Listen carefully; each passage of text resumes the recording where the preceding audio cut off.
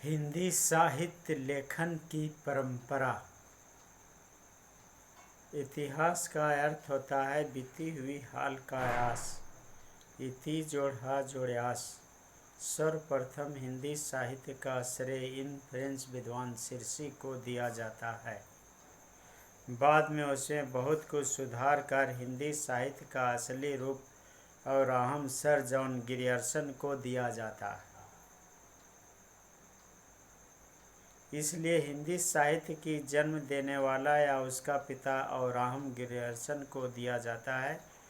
आचार्य रामचंद्र शुक्ल ने हिंदी साहित्य को 200 वर्षों के कालों में इन्हें 4 कालखंडों में बांटा है।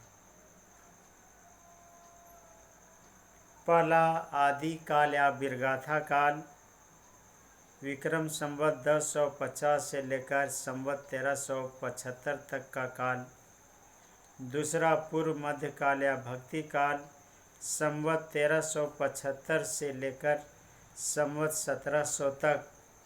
तीसरा उत्तर मध्य काल या रीति काल, संवत 1700 से 1900 तक। चौथा आधुनिक काल या गद्य काल, संवत 1900 से 1984 आए अब तक।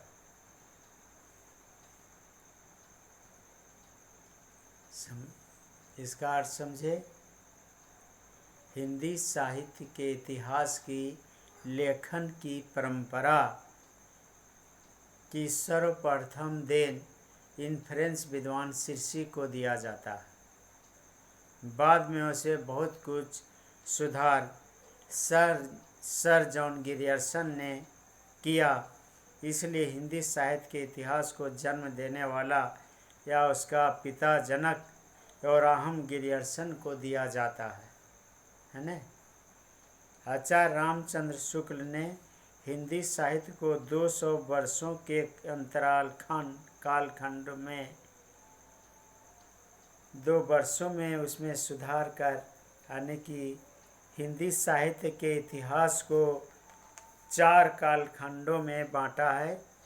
पहला आदि काल या वीरगाथा काल, दूसरा पूर्व मध्य काल या भक्ति काल, तीसरा उत्तर मध्य काल या रीति काल या श्रृंगार काल, और चौथा है आधुनिक काल या गद्य काल। इसके पूर्व मिस्र बंधु विनोद ने हिंदी साहित्य के इतिहास को 8 कालखंडों में बांटा, और वह 8 कालखंड क्या है। पहला पूर्वारंभिक काल, विक्रम संवत 1000 से लेकर विक्रम संवत 1343 तक का काल, जिसे हम पूर्वारंभिक काल के नाम से जानते हैं। और दूसरा है उत्तरारंभिक काल, विक्रम संवत 1344 से लेकर विक्रम संवत 1444 तक का काल। तीसरा है पूर्व माध्यमिक काल, विक्रम संवत 1444 से लेकर विक्रम संवत 1560 तक का काल माना जाता है। चौथा है प्रौढ़ माध्यमिक काल, जो विक्रम संवत 1561 ईस्वी से लेकर विक्रम संवत 1660 ईस्वी तक का काल माना जाता है। पांचवा पूर्वारंभिक काल, विक्रम संवत 1681 से लेकर विक्रम संवत 1790 तक का काल माना जाता है, जिसको पूर्वारंभिक काल कहते हैं। और छठा है उत्तरालंकृत काल, जो विक्रम संवत 1791 से लेकर विक्रम संवत 1889-90 तक का काल माना जाता है। सातवां है परिवर्तन काल, जो विक्रम संवत 1890 से लेकर विक्रम संवत 1925 तक का काल माना जाता है। और आठवां है आधुनिक काल, जो विक्रम संवत 1900 से लेकर आगे तक का काल माना गया है। इस प्रकार मिस्र बंधु विनोद ने हिंदी साहित्य के इतिहास को 8 कालखंडों में बांटा। हिंदी साहित्य का इतिहास की लेखन की परंपरा भारत से पूर्व यूरोप में सबसे पहल पाश्चात्य सभ्यता में यूरोपीय कंट्री में इसकी गंध फैल चुकी थी और इसको सबसे पहले इस गंध को फैलाने वाला व्यक्ति यूरोप में गार्संग दा तासी यानी कि यूरोपीय पाठकों के लिए गार्संग दा तासी ने फ्रेंच भाषा में हिंदी साहित्य का इतिहास को लिखा था। फ्रेंच भाषा में उसका नाम था इस्तवा दा लालित्यूर एंदूर ए हिंदुस्तानी। यूरोपीय रचनाकारों में सबसे पहले यूरोप में यह गंध फैलाई गार्संग दा तासी ने इस्तवा दा लालित्यूर एंदूर ए हिंदुस्तानी।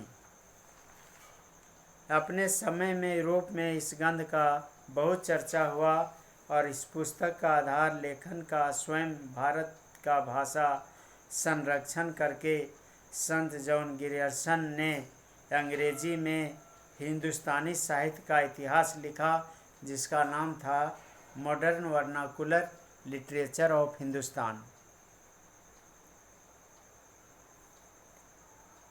डॉक्टर ग्रियर्सन की यह पुस्तक साहित्य के संदर्भ में अन्वेषण के नवीन दृष्टिकोण प्रस्तुत करने का सर्वप्रथम महत्वपूर्ण प्रयास है।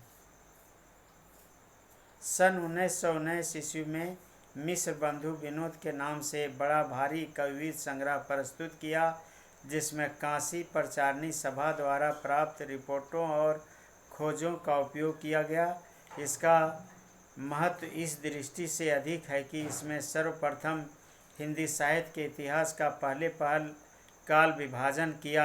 मिस्र बंधु विनोद ने हिंदी साहित्य के संपूर्ण इतिहास को 8 कालखंडों में बांटा, जो अभी आप लोगों को हम बता चुके हैं। 8 कालखंडों में बांटा और ये 8 कालखंड क्या है?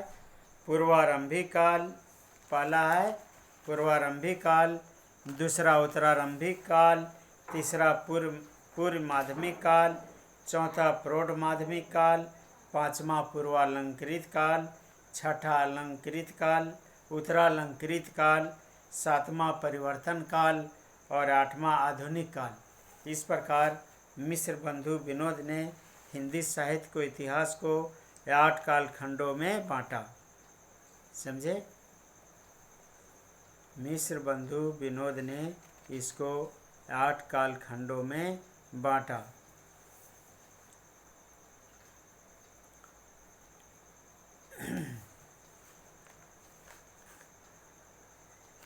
इसका महत्वपूर्ण बृहद दृष्टि का रूप मिस्र बंधु विनोद ने हिंदी साहित्य के इतिहास को दिया। पहले पहल का काल विभाजन किया। मिस्र बंधु विनोद ने हिंदी साहित्य के संपूर्ण इतिहास को 8 कालखंडों में बांटा। इतवार होने पर भी इस गंध की काफ़ी आलोचना हुई। सबसे पहले तो आचार्य रामचंद्र शुक्ल ने इसके काल विभाजन को वैज्ञानिक मानते हुए इन शब्दों में आलोचना की। सारे रचना काल को आदि, मध्य, उत्तर, पूर्व इत्यादि कालखंडों में आँख मूंद कर बातें होता और भी ना देखना, और किस कालखंड में क्या आता है क्या नहीं आता है, किसी वीर संग्रह का इतिहास कोई व्यक्ति नहीं बना सकता है। इस इतिहास वृत्त में इतिहास काल का जो समय है वैज्ञानिक दृष्टिकोण से प्रस्तुत ना हो सका। इस ग्रंथ की एक और कमजोरी यह भी रही है कि इसमें कवियों और उनकी कृतियों का विवरण ही अधिक दिया गया है, विश्लेषण नहीं के बराबर हुआ है। समालोचना के अभाव होने के कारण इसे भी उत्कृष्ट इतिहास का दर्जा नहीं मिल पाया है। और मिस्र बंधु विनोद के जो काल विभाजन है उसको काटने वाला सबसे बड़ा आलोचक आचार्य रामचंद्र शुक्ल है, जिन्होंने यह नकारा है कि मिस्र बंधु विनोद का जो काल विभाजन है ईंटों का ढेर के समान माना गया। ईंटों चट्टानों के ढेर के समान जैसे तैसे माना गया है। इतिहास शब्द प्राचीन है, लेकिन इतिहास लेखन की परंपरा या प्रवृत्ति नवीन है। प्राचीन संस्कृत कवियों में ऐसी प्रवृत्ति अवश्य थी कि वे अपने रचनाओं में अपने से पूर्ववर्ती कवियों का उल्लेख और उसकी प्रशंसा में कुछ श्लोक अवश्य प्रस्तुत करते थे, लेकिन उन सब संक्षिप्त उल्लेखों को हम इतिहास नहीं कह सकते हैं। जैसे महाकवि कालिदास ने अपने नाटकों में अपने से पूर्व नाटककारों का उल्लेख किया है, इसी प्रकार महाकवि तुलसीदास ने भी अपने महाकाव्य रामचरितमानस की रचना के पूर्व उसके जो पूर्व कवि हैं आदि कवि वाल्मीकि के बारे में वे रचना प्रस्तुत किए हैं। वाल्मीकि रामायण के बारे में, ऋषि वाल्मीकि के बारे में भी रामचरितमानस की रचना के पहले उन्होंने वाल्मीकि जी और उनके द्वारा लिखे गए रामायण को उन्होंने प्रस्तुत किया है। उसके बाद रामचरितमानस रामायण का ये रचना किए हैं। मानस कवि आदि कवि वाल्मीकि की तरह मानस कवि तुलसीदास ने बड़ी श्रद्धा के साथ वाल्मीकि का श्रद्धापूर्वक स्मरण किया है, निवेदन किया है। कालांतर में कुछ आचार्यों ने कुछ विशिष्ट कवियों व उनकी कृतियों का भी संकलन किया है, किंतु इन्हें भी तथाकथित आधुनिक अर्थ में इतिहास नहीं कहा जा सकता है। इसकी महत्ता इतनी है कि ये प्रवृत्ति इतिहासकारों के लिए सूचना व आधार प्रस्तुत करते हैं। कोई भी जब महाकाव्य की रचना या इतिहास की रचना करती है या करता है तो सबसे पहले ये अपने पूर्व के जो रचनाकार हैं उनके बारे में कुछ उनका श्रद्धापूर्वक स्मरण किया जाता है, लेकिन ऐसा मिस्र बंधु विनोद ने नहीं किया है, ऐसा रामचंद्र शुक्ल जी का मानना है। इसलिए उनके साहित्य इतिहास को ये नकार दिए हैं कि यह जो इतिहास है रचा हुआ है मिस्र बंधु विनोद के अनुसार वह ईंटों ढेर चट्टानों की तरह है।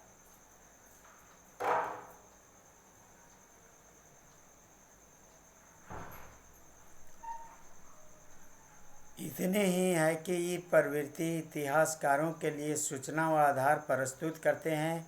हिंदी साहित्य का इतिहास की लेखन की परंपरा में सर्वप्रथम प्रयास किया ठाकुर शिव सी सेंगर ने, है ना।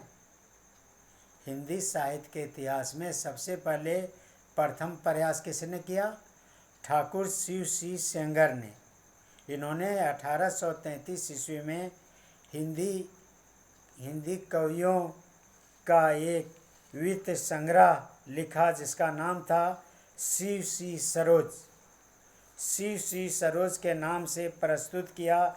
यद्यपि यह भी सही अर्थों में इतिहास नहीं माना जा सकता है, तथापि साहित्य इतिहास की परंपरा में प्रथम प्रयास होने के कारण इनका प्रयास अवश्य है। इसी प्रकार की एक संग्रह यूरोपीय पाठकों के लिए गार्संग द तासी ने फ्रेंच भाषा में तैयार किया था, जिसका नाम था इस्तवा द लालित्यूर हिंदुस्तानी। आप लोगों को बता चुके हैं कि ठाकुर शिव सी सेंगर की तरह पाश्चात्य सभ्यता के जो इतिहासकार हैं, साहित्यकार हैं, गार्संग द तासी ने, उन्होंने भी फ्रेंच भाषा में इस्तवा द लालित्यूर या हिंदुस्तानी अपने समय में यूरोप में इस ग्रंथ की बड़ी रचना हुई। इस पुस्तक का आयोजन सन 1889 में अंग्रेजी के विद्वान सर जॉन ग्रियर्सन ने अपनी इतिहास modern vernacular literature of Hindustan में किया था। डॉक्टर ग्रियर्सन की यह पुस्तक इतिहास की सर्वोत्तम उत्कृष्ट देन है। अन्वेषण में नवीन दृष्टिकोण प्रस्तुत करने का सर्वप्रथम महत्वपूर्ण प्रयास सर जॉन ग्रियर्सन का है। सन 1913 ईस्वी में मिस्र बंधु विनोद श्री पंडित श्याम बिहारी मिस्र बंधु विनोद के नाम से कविवीर संग्रह प्रकाशित किया, जिसमें काशी नागरी प्रचारणी सभा द्वारा प्राप्त रिपोर्टों और खोजों का आयोग किया गया। मिस्र बंधुओं ने सारे रचना काल को कितने कालखंडों में बांटा? 8 कालखंडों में बांटा। आप लोगों को बता चुके हैं।